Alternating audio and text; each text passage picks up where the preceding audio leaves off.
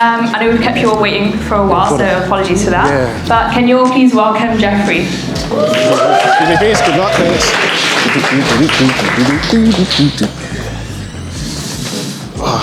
Hello. Hello.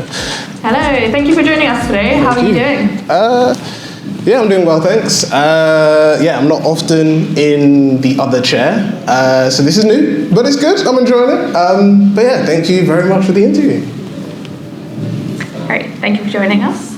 Okay, so should we dive straight into the questions? Of course. Great, okay, so let's start right at the beginning. I'll pick up the mic, like everything has to start, so we'll start from there.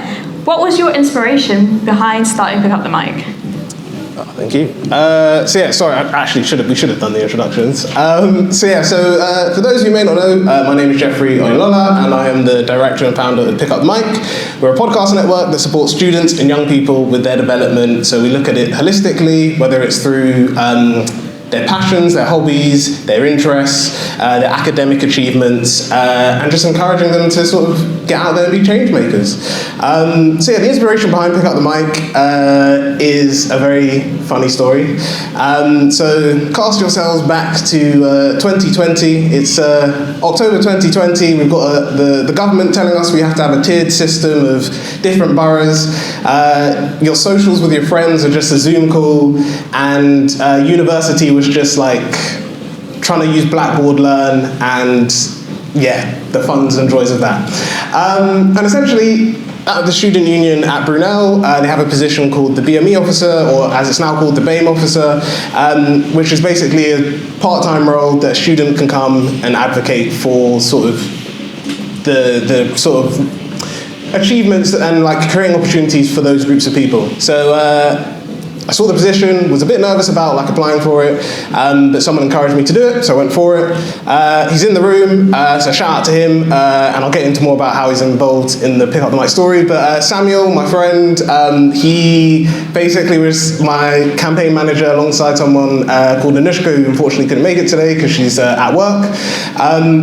We basically were just campaigning. We were talking about things in my manifesto, such as like working with a lot more Black-owned organizations to host placements, speaking to particularly like Black students because of how 2020 was as a year for being a Black person as a whole, and all the things that came with it. So having an honest conversation and like an open space where people could sort of feel comfortable and feel represented was very much important. And then, so campaigning, doing all of this stuff online, sending stuff into group chats, and then it comes to election night. And, it's nervous. We're doing this over, again, it's online, we're doing this over Zoom, all very nervous. And I didn't get the position. A friend told me like, hey, sorry, you didn't get elected. And I was like, oh, they're probably just taking the mick, like, they're just mocking me. But it turns out they were right, I didn't get elected. I just felt like from all the conversations that we were having with all these students, it would feel wrong to leave Pick Up the Mic where it was. So, to just end this question, Pick Up the Mic was never originally supposed to be like a podcast or what it is now, a podcast network. It was originally going to just be like an online Zoom series that myself, Samuel and Anushka were going to just host. But as it came to our first event, so this is around like January, February 2021, we just all felt like we are tired of Zoom. As I mentioned, you're having your family catch-ups on Zoom. You've got uncles and aunties trying to mute and unmute and not knowing how to work their cameras. You've got lecturers, like massive lectures where like people are supposed to be muted and they're talking and all this stuff. And we just felt like we didn't want it to be a sort of, if you're not there, you miss all this cool information and all these opportunities.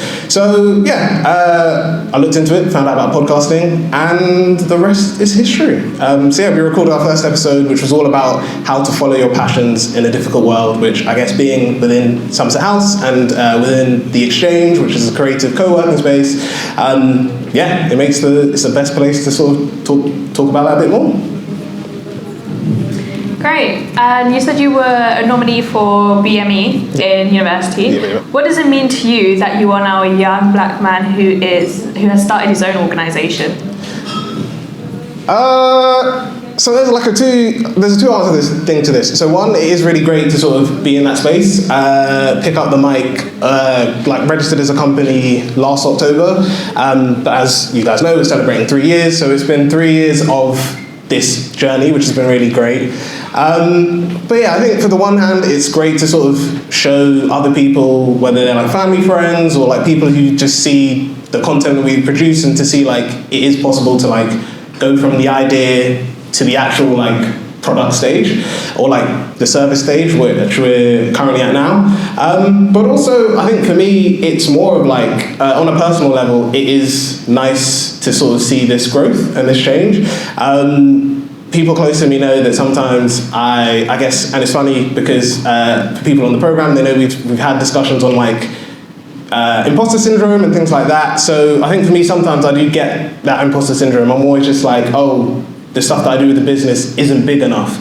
You know, I even like was joking about it with someone that I feel like I could do my own like podcast episode on like missing opportunities and what can come from that. But yeah, I think for me, the most important thing relating it to imposter syndrome is having a support network who helped me to achieve it. I won't say it now because that sort of spoils the end part. But I wouldn't be able to do, like, pick up the mic wouldn't have existed without the support network that I've got today. And I am truly grateful for that. Thank you. What steps did you take to set up your podcast, and what was your marketing plan in a nutshell? Very good question. And I should have said this at the start. Some of these questions are from the audience as well. So yeah, great questions. So yeah, as I mentioned, changed it from a Zoom series to just asking, like a podcast series. None of us, myself, Samuel, and Anushka, had ever done podcasting before. None of us did like media studies or anything in that realm. So when it came to recording this episode, we all jumped on a Zoom call. We were all in like our respective homes. We had to turn off our cameras because we were just like, you know, if you turn off your cameras, the Zoom quality is better. But yeah, we were just like, we wanted to do like an impactful start, and Samuel did like meticulous research on like what is passion, what are our passions within us as a team, how can you follow your passion, what are the opportunities available, and yeah, we recorded that first episode. We were just like, this is really good. Yeah, I like tell people Samuel did a lot more research than I was expecting him to do. Like it was a perfect episode, and yeah, we came to the release point. We released it, and then yeah, the funny thing is we look back on it, and like one anecdote to make about it is if you go back and listen to that first episode. Little plug, it's on Spotify, Apple Podcasts, Google Podcasts, Amazon Music, as well as YouTube. But yeah, if you go to that episode, the funny thing about it is like within 4 minutes into the episode, there's like a small audio gap. So again, at the time, I didn't have a lot of like editing experience, so I missed that part. But yeah, I'll get into it a bit later, but I've kept it that way because it's nice to sort of show how we've grown as a business, how my skills and my team skills have grown. But yeah, how we marketed it, we basically just worked with a lot of teams within Brunel. We were all Brunel students, and we were just like speaking to the student union. We told them about this. We were sharing it with friends and family, and just getting in touch with as many people as possible to say, hey, look, we've done this. You should like check it out. And yeah, to end, we just use like our own networks and LinkedIn. I tell people all the time, LinkedIn is a good place. If your content is interesting to people, they will naturally find it. So yeah, that was the marketing. Like when we started that first episode and we're going into doing like more episodes, we were just sharing it on as many of our pages as possible. People who know me know that I do I don't like I said, imposter syndrome. But like I do like photography, so I've got a photography page. I have another business that I do called New Generation, which is a sustainable like fashion organization that promotes sustainable living and sustainable fashion with young people, which is where some people in the audience are from today. And that was founded with my sister. But yeah, we just shared it with as many people as possible to sort of get the message out there. Great. I think what we're hearing right now is Samuel is really an MVP in this. So I think we all need a little bit of Samuel in our lives. So before starting anything, usually, a lot of people feel anxiety, a lot of people are excited, and some people never go through with what they want to start with in the first place. So can you describe the feeling you had before hitting publish on your first video? Wow.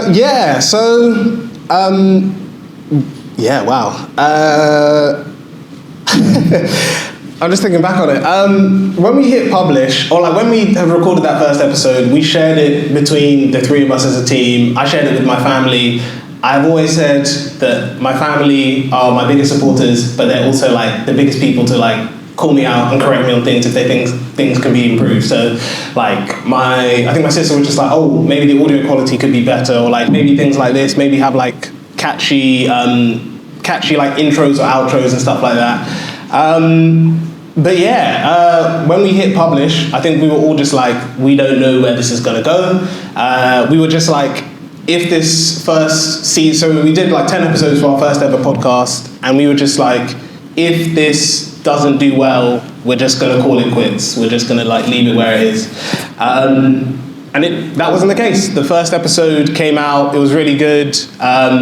It was working really well, and we were just really happy with the result and what was happening. It was great to sort of see like people engage with it. It was very encouraging. Even to this day, like we originally weren't on YouTube, and then again, like you said, MVP Samuel said for our second season we should try YouTube, see if it's something that we could do. We did, and like when we re-uploaded our first season to YouTube, like one of our episodes just out of the blue got like 5,000 views. We still don't know why to this day. It's encouraging to see people engage with that. So yeah, I guess to link a bit of advice to that, it's just sometimes you just got to like get out there and do it. And to end, when it comes to like podcasting, there's this organization that we use called Buzzsprout, and they do like motivational videos on like how to set up your podcast and stuff like that. They said that when it comes to, particularly with podcasts, when you release your first episode, like most people who want to start a podcast, if they do record something, the first or the second episode is where they stop. They're just like, this is too much, or I'm not getting the views, or they get worried about like, this random person from secondary school is going to see it and is going to like shame me in front of everyone. To see people engage with it, to people sort of like liking the content we were producing was really great. I think it's a good thing that you went through with it, otherwise we wouldn't be here celebrating 3 years with you. But during those 3 years we have covered a lot of videos, we've covered a lot of people, a lot of amazing guest speakers with different talents that have come through. What has been your favourite episode so far with Pick Up the Mic? That's a good question, and now it's going to be really interesting, because as soon as I say this, all the guest speakers of the other episodes are going to come for me and say, but what about us? I think, actually, it's a bit of a cop-out, but I think my favourite episode was probably there are two. One was a bit of context is, that original podcast that we started, we didn't have a name, it was just called Pick Up the Mic. And then it was only midway last year we were just like, actually, we're going to expand the business. That podcast then became the Student Guide, things like that. So the Student Guide was our first ever podcast. My favourite episodes from like all the podcasts we have, which is about 9, would be I think it's like the 9th episode of our first season of the Student Guide, which was when me, Samuel, and Anushka sort of did like a look back on our first season. And we were just like, well, how's it been? And we were just like, this is really good. We've interviewed like friends and like family and like people, some people like were friends of friends. And we were just like, so great to see that there's a community that are like engaging with this content and really enjoying it. In addition to that, another like of my favorite episodes, unfortunately the person couldn't be here, would be the 50th episode we did of that, because the Student Guides, to sort of see like, I don't know, people are telling you most podcasts don't get to their 50th episode, and for it to be that the Student Guide is now coming up to its, I think it's 65th, or 50, it's 55th episode, and it's on its 6th season. It's been really great, and having that interview, so the guest we interviewed was someone called Indy Love Gordon. She's an incredible founder, does a lot of great work to support like businesses as a whole, and it was just great to have that conversation and to sort of celebrate like 50 years, fingers crossed. But yeah, 50 episodes of that podcast. So yeah, those would be my like favorite ones, but I'm also like I guess, again, cop-out answer, maybe it's the politician in me, but it's just every episode's always been great, because whether it's ones that I'm directly involved in hosting, whether it's ones that I've been interviewed, whether it's ones where it's just like a casual conversation, I always leave like feeling either motivated or like I've learned something new. So yeah, my cop-out answer would be everything, but if I had to pick, it would be those two. I'm not going to lie, I was one of the guest speakers for one of those interviews and I'm feeling a little bit offended. I would leave right now, but I need access to get in now, so I guess I'll stay here until the end. Of course. So has there been a time where you had to shut down an idea that you had, and why? Yeah, actually. So I think with being an entrepreneur, and I'm sure many people in the room that like either have their own like personal page that they run, maybe it's, like content creation wise, or they've got their own business. If you are like, you have a small team or you're a solo founder, you have the tendency to like want to go like full steam ahead on anything. So whether it's like, I don't know, an idea pops to you in the middle of the night and you're just like, oh yeah, this is gonna be the new thing that my business is gonna do. Or you'll be thinking, oh, you know, I don't know, like I have to change up my marketing because I saw this person on YouTube did this one thing and I want to do the same thing as them. Having all of that, like as a solo founder, as like a small business founder, can be quite stressful, because you're then like trying to do all these things when you're not really mastering one thing. So there were like some podcasts that we did, so like people who've been with us from our first ever podcast know that we had like a comics, like and sci-fi, we had a comics book related one called Comics 101. We had another podcast called Backstage, which was supposed to be like a fun behind the scenes like stuff with the team and guest speakers, and we had like did a few episodes. And then yeah, it was last year I got to a point and I was like, yeah, we're adding new podcasts. These podcasts are actually working, it's working with the formula, and I was just like, I've got to drop these podcasts. So some of them moved and transitioned. Like Comics 101 joined the Two Maesters, which is our sci-fi and fantasy podcast that like looks at different lore and like that world for each episode. But yeah, like Backstage was one that I had to just be like, hey, like I don't have time, the team don't have time, we can't go ahead with this. But yeah, I'd say I joke sometimes that like running a business, people tell you running a business is either like having a child, sometimes it can even be like having a relationship.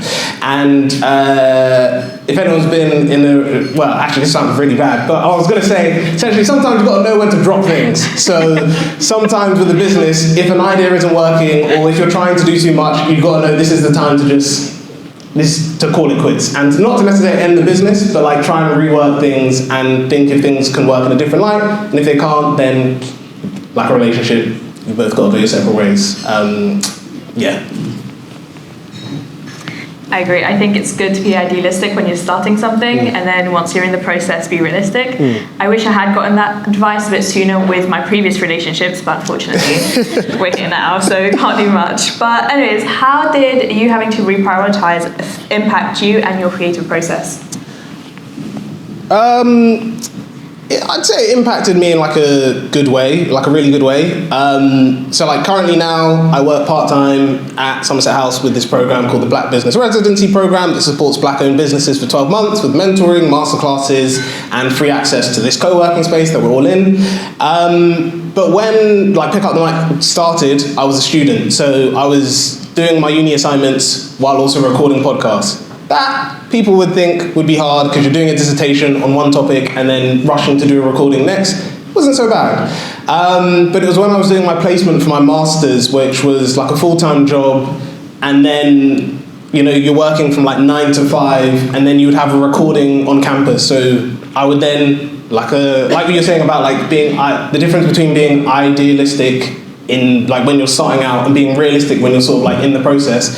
I was like, you know what, I can do 9 to 5 and then record like 2 back-to-back podcast episodes, and I can do it every week and I'm gonna be cool, it's all gonna be fine. My family will tell you that was not the case. I burnt out real quick, got sick real quick, and it got to a point where I was just like, yeah, I need to sort of like take things back, do what I can. Yeah, there's a quote that says like, focus on what you can do, and like if it's out of your control, then you know it's out of your control. So now I don't sort of like put that pressure to sort of like, oh, I have to sort of keep up with this content, and particularly if you're doing like a service-based business, you're using like social media. I'm sure people in the room can relate that you're just like, oh, there's this new TikTok trend, or there's this new Instagram trend, or there's trending audio, I need to like use that. There's always that pressure to sort of like rush and do stuff. I don't know if that answered the question, but I hope it did. It's okay. I remember when we were recording in Brunel, we started at 7, 8 in the evening, and then I think that went out for about 2 hours before you had to travel back home. So a lot of work, a lot of hard work, but I think we have to recognise the hard work that it took to get here in the first place.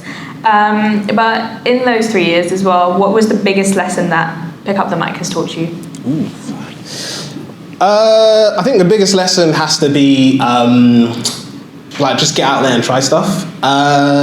So I've been encouraged by both friends and family to always shout out about this, even though I don't do it enough.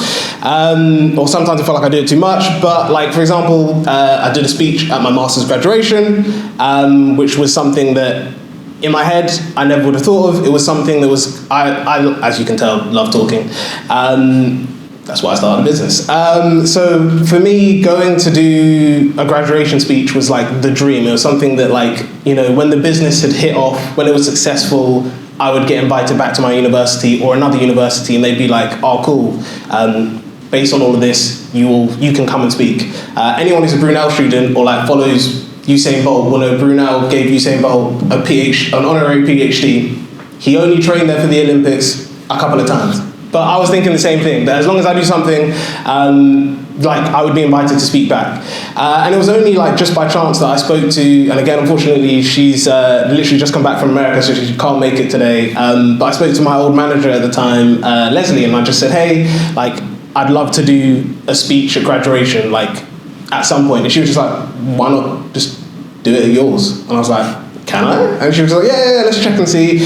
And then I found out that I could, and I applied, and they said yes. And then there was this whole thing because my dissertation report got ignored, and I thought I wouldn't be able to do it. So it was like a whole stressful thing. But I guess linking it back to your question is, like, if you told me this time last year that I would do a speech on my graduation in the summer, I would have been like, maybe, but probably not. If you told me this time last year I'd be working at Somerset House, I would have told you probably not. So it's always about like putting yourself out there and just being open to these opportunities. And to end, like, a lot of people see the guests that we bring on the podcast and they're like, oh, you must like know all of these people. And I'm just like, no, I just send a LinkedIn message or like send them like a DM on Instagram to say, hey, we've got this business, we'd love to have you on. You've got an incredible story, like let's hear more about it. So my biggest lesson has just been like, go out there and try it. The worst you're going to get is a no, so why not give it a try? And congratulations on speaking at your graduation. Thank you. It's a big thing, it's a massive thing to be able to speak in front of everyone that's been there for you, that's been through the same difficulties as you, and for you to be up there on stage in front of them explaining about yours as well. Oh, there is. Oh, yeah, there is one thing to add to that story. Which was basically, so when I did find out that I could do it, do the graduation speech, my family are in the room and they can tell you. I did not tell my family or my friends or anyone because my old manager was just like, this is going to be like a big moment. So for me, it was really funny. I didn't see my mum do this, but my older sister Josephine did, and she was sitting next to my mum, and my mum saw me go on stage, collect my certificate, all great, and then my mum saw me like get escorted back round to the stage, and she was just like to my sister, why is he going back up? And then I think my sister was like clocking on like, maybe he's going to say something. She was like, oh, I don't know, like maybe it's just, you know, he's got an award or something. But my mum was just like, no, but what is he doing? What is he doing? So yeah, it was really great to just sort of have that moment of sort of showing, because obviously your family will see you, particularly if you live with them, like they see you in that you're my brother, you're my son mindset. So for me, this was an opportunity to sort of show them like, yes, that's me, but I'm going to show you like business me, which they don't always get to see. But yeah, it was funny to come off stage, and I like even said it in the speech, like they didn't know about this. I can't wait to see what they say afterwards. So yeah, that's a bit of thing of like, also sometimes with your like stories of like, when you get these opportunities, you don't have to like shout from the rooftop. Sometimes like waiting to share it in the moment is a really impactful thing. It was a big proud family moment for you then, I guess, right? And right, if anyone hasn't seen his speech, which I doubt it, but it will be on the Pick Up the Mic YouTube channel, is that correct? Yes. And your LinkedIn and everywhere possible that you can find. Yes. Yeah, so please check it out. And so another question, I know we've kind of, not really touched on it, but you've kind of spoken a little bit about it, about how you've grown realistic throughout this whole process. But is there any unexpected ways that you've grown since starting this podcast that's not, I guess, touching on the realistic part?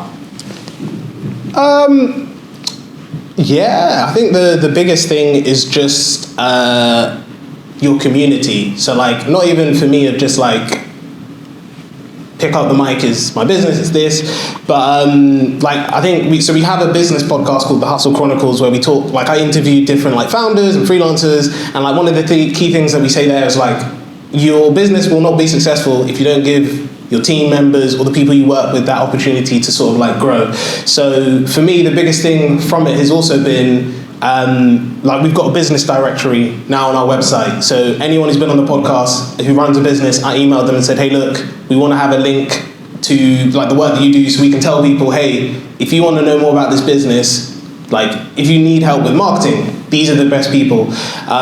Already through my job, like at Somerset House, I share funding opportunities or like opportunities like that. But I'm big on like networking and encouraging people to connect. I am doing a workshop for any BBR members on networking. If anyone else wants me to do one, I'm more than happy. Hit me up.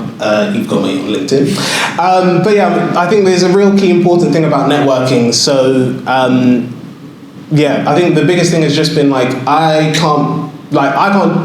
if you don't support others, you can't do well yourself. So I always want to give people the opportunity to come speak about their businesses, but I don't want it to be like, this is me. Even today, like I was on and off about doing this because I was just like, this is not the main focus for the event. The main focus is this, as people connecting, networking. You will see me running around like a headless chicken afterwards because I will be telling people who I think should be connecting to each other, like, hey, have you met this person? If anyone is, I'm like, this will, oh, not even now, but like, if anyone's watched like How I Met Your Mother, like when Barney says like, hey, have you met Ted? That will be me. I'll be going around and doing those introductions. But yeah, I think that's the key thing. It's just like having those spaces where you tell people like, yes, you are doing incredible work. I need to put you in touch with this person because I think if you guys connect, if you guys collaborate, you're going to do amazing stuff. So yeah, that would be my biggest, the other biggest lesson of not only being realistic, but also like having that space for people to come and collaborate, to network, to build relationships, to grow. Because yeah, I guess it takes a village. So yeah.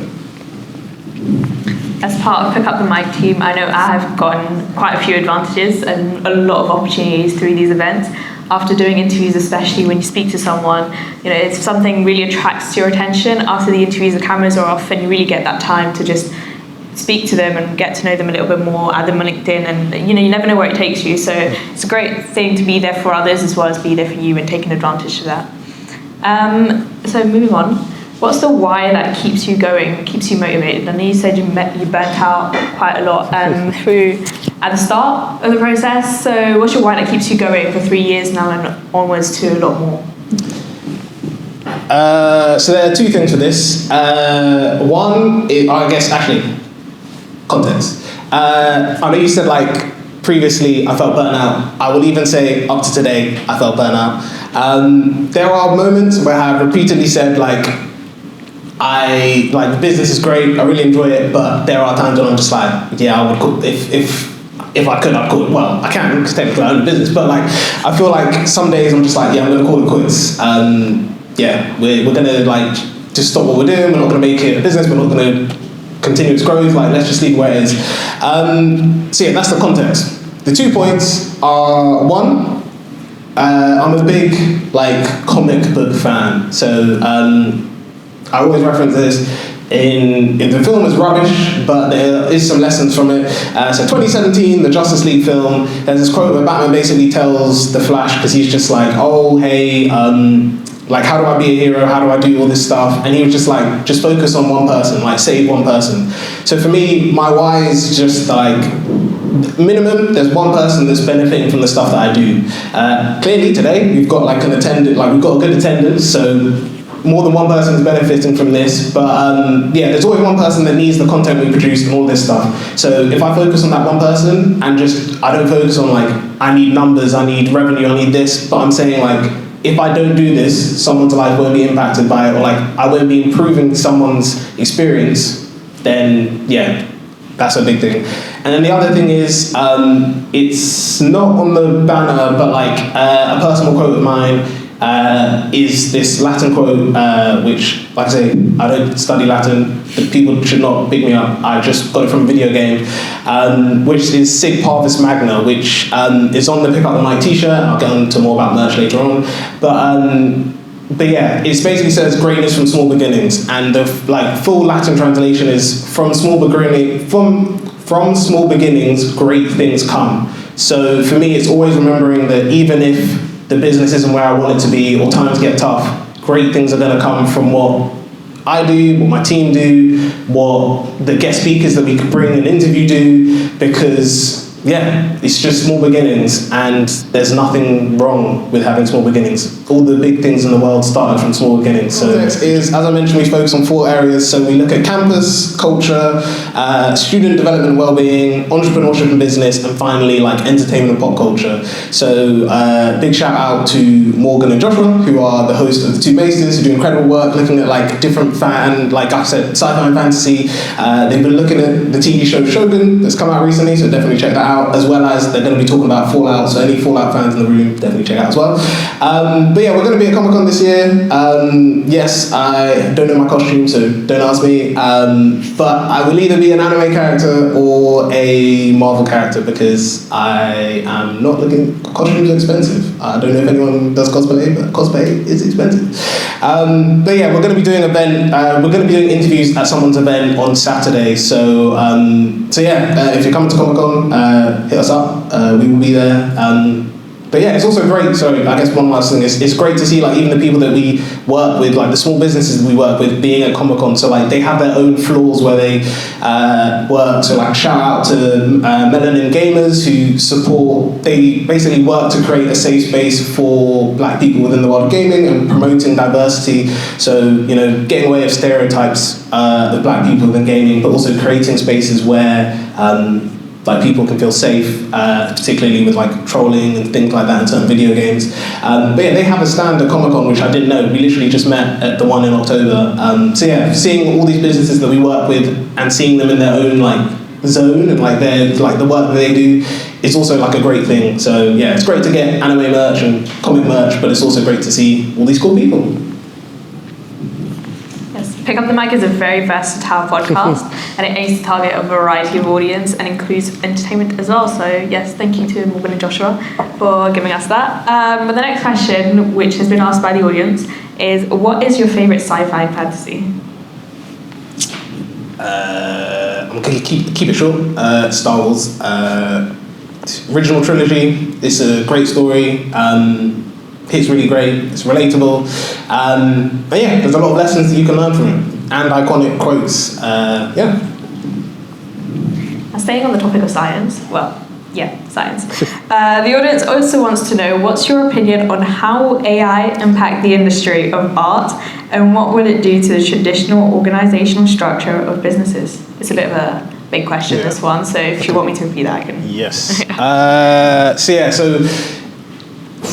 So I think with AI, it's obviously like a difficult subject, or not really a difficult subject, but it's a difficult thing to discuss, because I think there are advantages and disadvantages, and it depends on like what you're using it for. So I've said, as a small business owner who currently is like in the process of revenue generating, but we're not generating like that much revenue. Like for me, using AI tools like this one called Opus AI that turns our long form content into short form content is really great, because it means that instead of me converting this to a reel and like putting captions or stuff, I can put this into a software and it does it in like 10, 15 minutes. Again, we don't have a graphic designer. That again is an additional cost. But with tools like Midjourney, I can then create, so like the logo is AI generated. How I feel about how it's gonna, like its impact on art is, I think for people's craft, it definitely will affect people. So as I mentioned, like if someone's a graphic designer, it means that they, I don't know, might not necessarily like be able to work with certain small businesses, because like I mentioned, certain small businesses might not have the funds to be able to pay them. But I think a key thing is with like AI tools, whether it's art, whether it's videography, like whatever, it can never, there's something about like seeing something that someone has made that people just relate to. So again, great with Somerset House. Somerset House does a lot of exhibitions. And there's something about seeing like paintings and graphics that someone has curated, and you know, the message that they portray, that I don't think AI can ever replace. So to me, I use AI as a tool to assist me, not to necessarily like replace someone else's job. And I think if you use in that capacity, it's perfectly fine. But I do also agree that it will be important to have like certain guidelines, particularly with like art generation, with the idea of like, I forgot what it's called, when people's faces swap. Yeah, the face thing when people, I don't know. Face swap, yeah.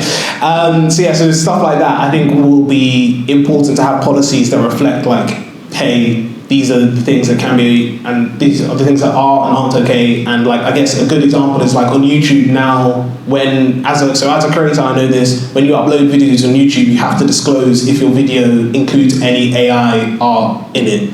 And YouTube will like check your video to see.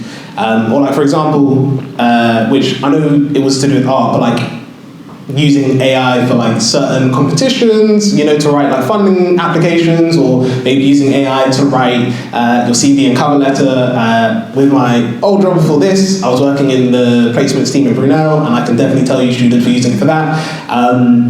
Yeah, you can just tell, and there's just something about having someone who's personally written or created stuff that is truly impactful.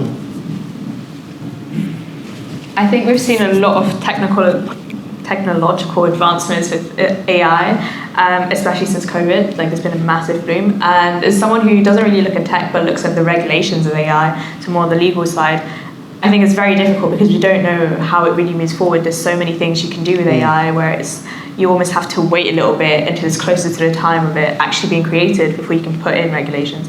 So it's very hard to keep everyone protected in that sense, but I think it has been a very creative thing, and I think we can see a lot with that. But with the second part of the question, what do you think it will do to... Oh, no, sorry. I think you've all kind of touched on it, about the traditional organizational structure of businesses.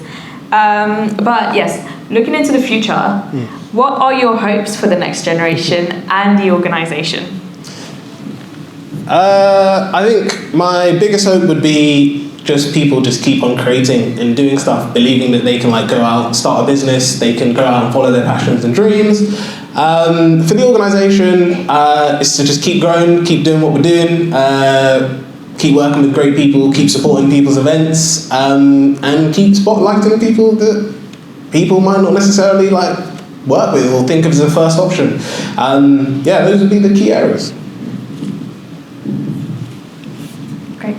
And aside from Pick Up the Mic, what is your go-to podcast?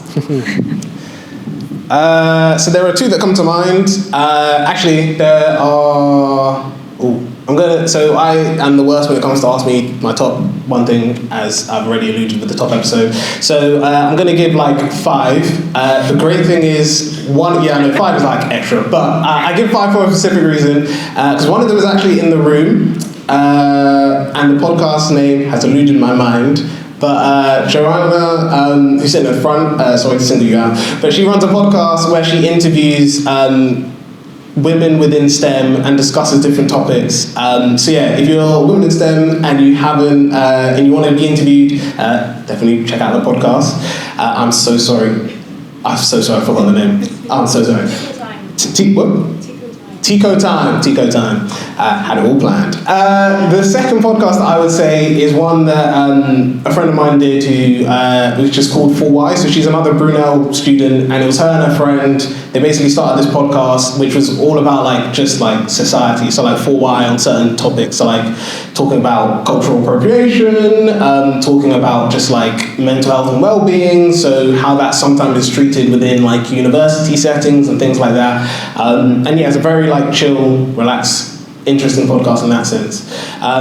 But yeah, the last three are all ones that I listen to and I really like, and they are Comedy Gold Minds with Kevin Hart, where he interviews comedians because it's quite funny. What's it? Evil Genius, which is one on BBC Radio, where it's all about just like, is this fictional person or figure in history evil or they're a genius? I definitely recommend for any Adidas fans the Adi Dassler episode on the history of Adidas. It's very interesting. And the final one would be the What Now podcast with Trevor Noah, where he interviews like different people. I'm a big Trevor Noah fan. So yeah, those would be my three or five. Yeah. And so with 5 podcasts that has been listed instead of one, I'm guessing you have a dream podcast guest. Yes. So who is yours? My dream podcast guest, it's probably not the last person I mentioned, would definitely be Trevor Noah. I think he has a really interesting story with how he's grew from just being a comedian in South Africa to hosting a daily show to now like having a podcast that's curated by Spotify. All of this stuff is like incredible work. So yeah, Trevor Noah would be my dream guest to have on Pick Up the Mic. Yeah, if you ever do see this, Trevor, hit me up.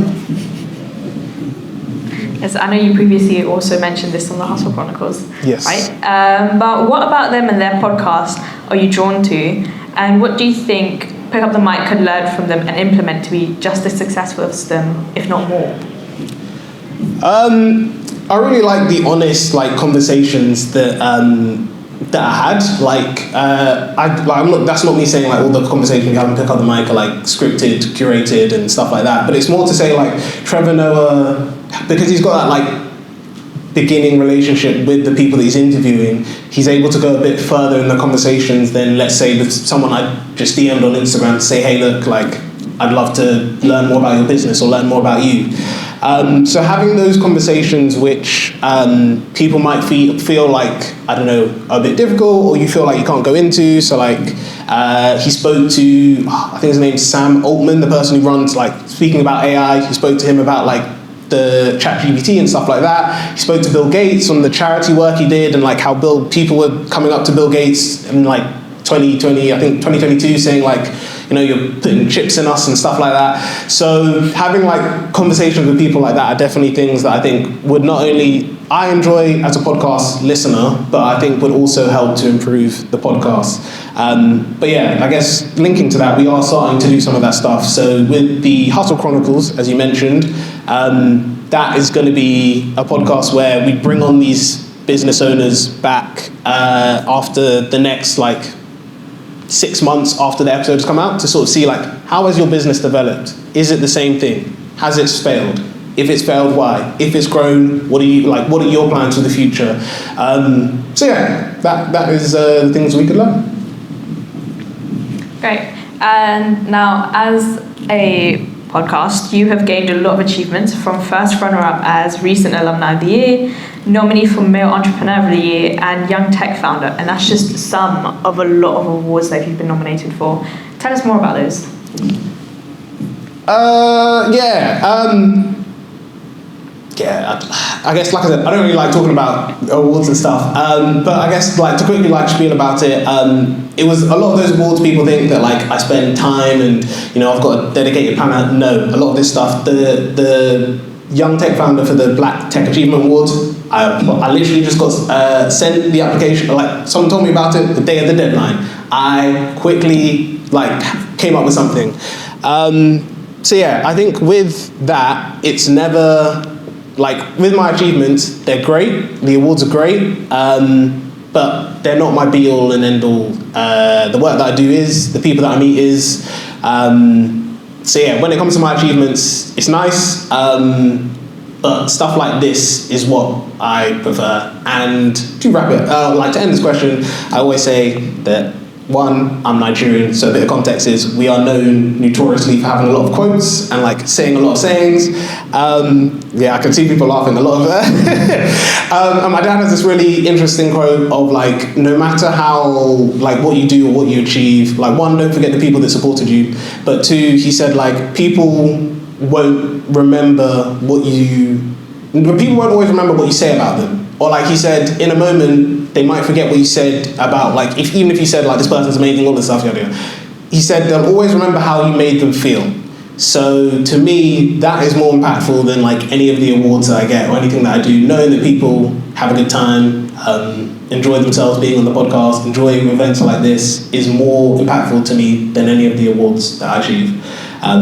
That's not to say if someone was just like, I'm going to give you, like, £50,000 for your business, I would complain.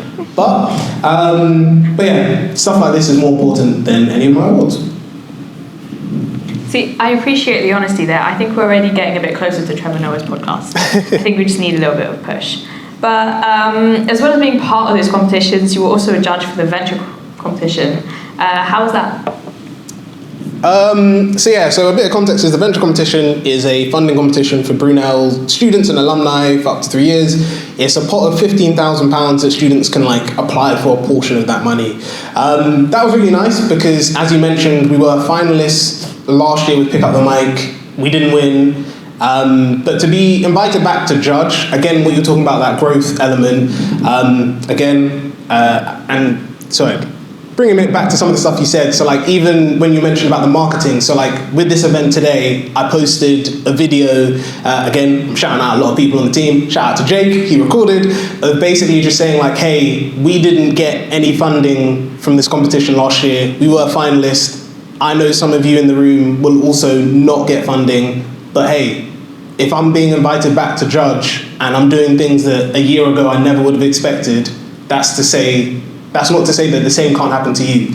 So being invited to judge back was really great. I was very generous, but I also feel like I was kind of out of my element.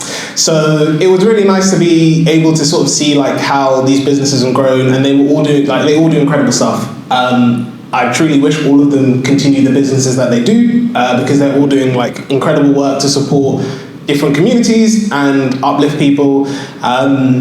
So yeah, it was great to be invited back and to get to connect with these people. Yeah, in my opinion, I think win or lose, you'll kind of gain something out of it. Whether, in the moment you obviously want to win, but sometimes you actually gain more from losing than from winning. So for aspiring entrepreneurs, can you guide them a little bit on what you were looking for as a judge? Yes. I say that because I think there's like two things. So one, when you speak about entrepreneurs, and particularly like black entrepreneurs, the one that comes to a lot of people's minds is obviously Stephen Bartlett. He's got a podcast as well. But yeah, with Stephen Bartlett, I think the key thing there is just basically, one thing that he said is when he was on Dragon's Den, he doesn't necessarily invest because you've got like an amazing business pitch or like, I don't know, you can show the financials, all of this stuff. He was just like, do you have the passion? So for me, I was just like, okay, you need to also have like a business model. You need to know who your target audience is. You need to know your business can scale and grow. But like my dream is to be an angel investor one day. And my thing with that would be, hey, if you're passionate about it and you really care about it, I'll invest in your business because I can see that you truly, like, you're not just doing this to make money, you're actually doing this because you believe in what you're doing. So for me, when I judge a competition, I'm like, is that at the forefront?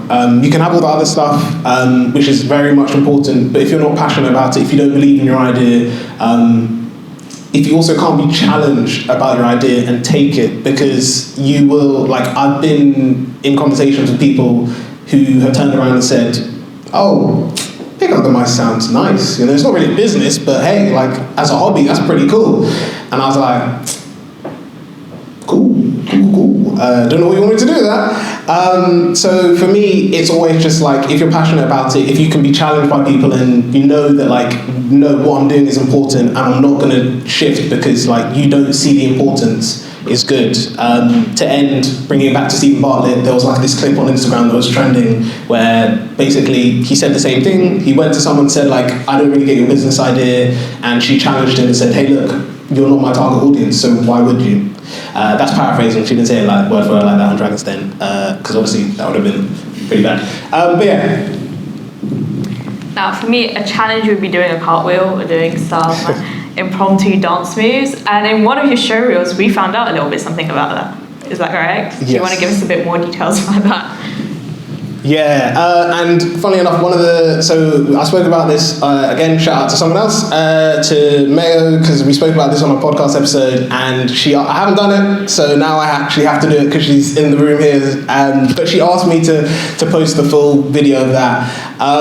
Essentially, to quickly like say the story, we had, in my sixth form, year 12, we had this like event where it was just, you'd learn about safe driving, all of this stuff. They invited people to the stage.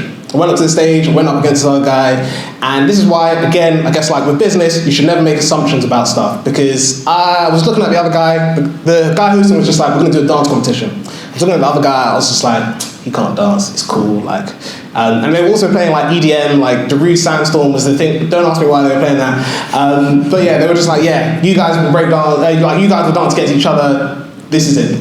I've said you can win a dance battle 3 ways. A front flip, a back flip, or a cartwheel, or the splits. I can't do a front flip, or a back flip, or the splits. I can't do a cartwheel. I will not do one today. But yeah, I was just like, cool. So I was like, I'm just gonna easily win this. I'm gonna hype the crowd up, just do like small dance moves here and there, and then I'm gonna end my set with a cartwheel. Crowd goes crazy, I'm gonna win. So I do, and like everyone from my school screaming, the crowd screaming, it's going really great. And then like I look over to the other guy and I'm like, it's your turn now. Tell me why, in like typical comedy, like almost like a comical show, the guy can break dance. I'm not like says he can break dance but can't. He can break dance really well, and he's like popping and locking. He's doing all this stuff.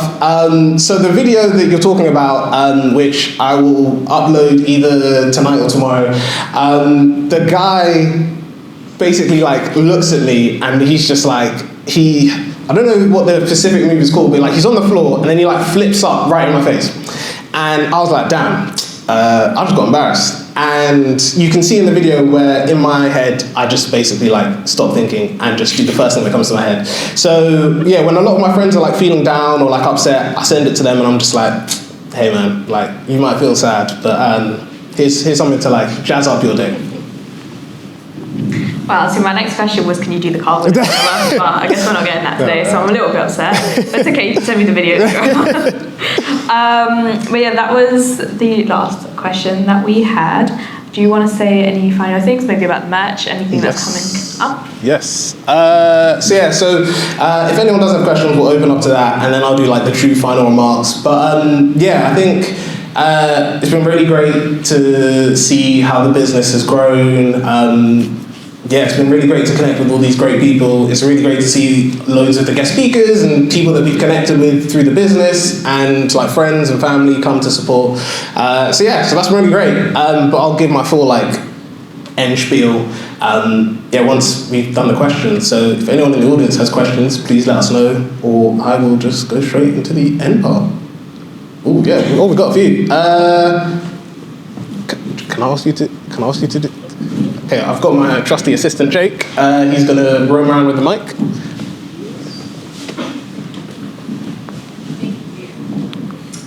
Hi, that was great. Thank you for speaking. I guess my question is, where do you see Pick Up the Mic going? What do you see as the future of Pick Up the Mic, and what do you hope for over the next year?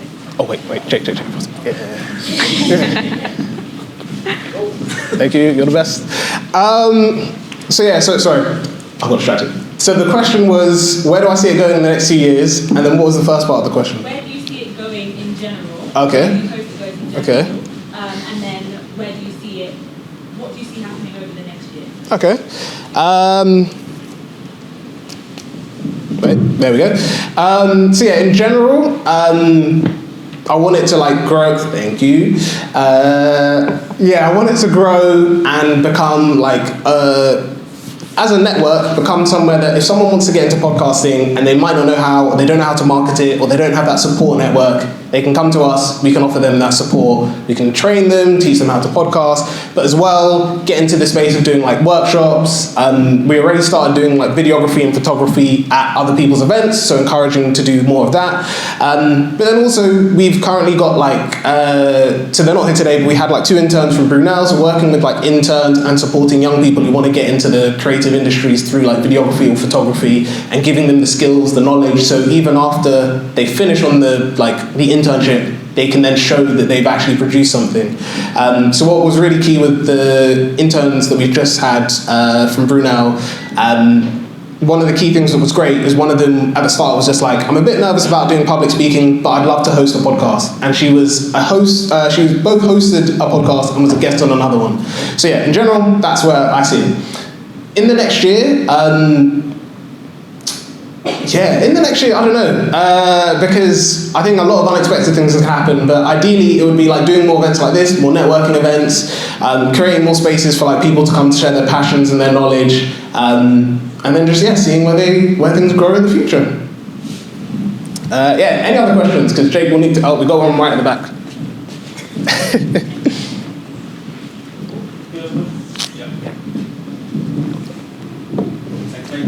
Hey Jeffrey, I'm going to say it's been really great seeing like how much you've been growing about this over the last 3 years, and honestly it's just so heartwarming to see like so many people turn up for your 3-year celebration with us. The main question I want to ask is, out of the entire 3 years, what part of Pick Up the Mic has made you like most absolute happiest? You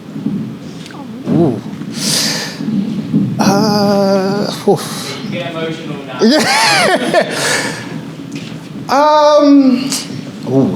Top moment that's made me the most emotional. I don't know actually. Can I do a top 3? Yeah. Okay. Top 3 in no particular order. Graduation speech, showing my family and my friends like where this idea has now come and seeing like how it's grown. Definitely up there. Number 2 would have to be like, I guess having a team and like the team growing, being more like having that, like I said about having support, the fact that like we've got a team with us, and like, I don't know, like 3 years ago, I never would have seen it being like this. If you told me 3 years ago, I'd be sitting at Somerset House doing an interview, let alone working at Somerset House, I would have probably told you no. But yeah, seeing like having that team grow, actually, you know what, scrap that. My favourite moment, I might got it, can you see? My favourite moment has to be taking a step back on my business. So when it started, because between myself, Samuel and Nunushka, I had the most time, I was doing a lot of the recordings, I was like editing the footage, I was doing all of this. I'm now at a stage where, like I said, the 2 Maesters runs by itself is the best thing ever, because all I have to do is just edit the footage, but they do all the research, they're confident in leading that discussion, I don't need to do anything. Even like the events we support, as Tatiana mentioned, at the venture competition, we did the videography for the event. I did not need to like sit next to Jake and Tatiana to watch them do it. I could trust them to have that. So the most heartwarming thing for me is knowing that I've got a team that if I was to say, I don't know, like, you know, to throw them in the deep end, hey, I just want to enjoy Comic-Con, can you guys just like do some like videography and I can support you if you need me. To know that I have a team that I can trust that if I'm not there, they can do stuff is the most heartwarming thing, because I can see that they've grown and they've developed. But yeah, do we have any other questions, or are we ready to get some food and network? I don't think we do. We got one more. It's not a very serious question. Can we get an event where we have a dance competition with you against the guests? You know what, we can, but I've just said, I'm just going to have to set some ground rules. One, as a Nigerian, Afrobeats has to be the only music. I will not dance to anything else because I do not feel confident enough to. But yeah, maybe maybe next event we do, we'll have a bit of a dance competition, and I will show off my dance moves. But yeah, happy to arrange. Keep an eye out on the space. But yeah, we come to the end, and yeah, I won't keep you guys for too long. But I think the two most important things I want to say is, first off, thank you to all of you in the audience for coming along. This has really been appreciated. Some of you I know you've been on the podcast, some of you I've never met before, some of you we work together. But yeah, thank you so much for coming. This is really impactful to me, and it's been great to speak to all of you, whether it's through the podcast, whether it's through events, and connect with all of you. But as I mentioned, and I've been mentioning throughout, I couldn't do this without the amazing support network around me, so I'm going to just list off everyone really quickly. So shout out to Jake for his videography, shout out to Tatiana because she agreed to do this last minute because we had the person who was supposed to host pulled out last minute. So shout out to Tatiana for doing this, you did an amazing job. Shout out to my family, Joshua, Josephine, and Jesse, who, they're big believers in my dream, so I really appreciate it and appreciate my whole family. Shout out to my parents. They couldn't make it today, but they are the biggest inspiration to show me that I can do whatever I want to and see that vision come true. Shout out to the last two people. Well, shout out to the interns, they've been amazing. Shout out, I think he's had to go home, but shout out to Samuel and Anushka, because if they didn't help me with that first episode, this wouldn't exist. The last people to shout out to the bar team because they've been amazing. Shout out to Becca and Adna and my whole team at work for helping to run this, because this wouldn't have worked without them. So yeah, thanks to everyone. I think we've got some food and drinks, so the music's going to play again, the bars are going to open. As I mentioned, this is the networking time for you guys, so go ahead, network. Thank you so much. We'll see you at the next event. That's what happened. We do have merch. I will let you know, I will email you when the merch is coming out, but we have a pick up the mic shirt, we're going to have a pick up the mic notepad, we're going to go crazy in the next year. Hopefully the team will not leave me by then. We've got a lot of big things planned. At least before the end of the year we'll do another big event, but thank you for coming.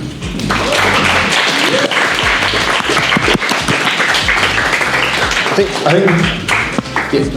Josephine.